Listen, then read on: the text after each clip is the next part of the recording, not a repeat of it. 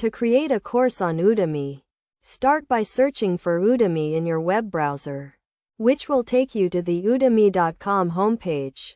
From there, you can log into your account by filling out the required email and password information.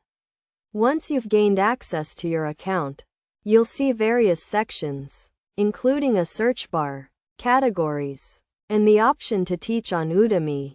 You can click on the Teach option and share your knowledge by filling out a brief description of your teaching experience. After setting up your account, you can proceed to create your course by clicking on the Create Your Course button. When creating your course, you can choose to add a practice test or create a rich learning experience. You'll be prompted to enter a title for your course, which you can change later if needed. Next, you'll select a category, although the choice of category is not crucial at this stage. After choosing a category, you can continue to create your course.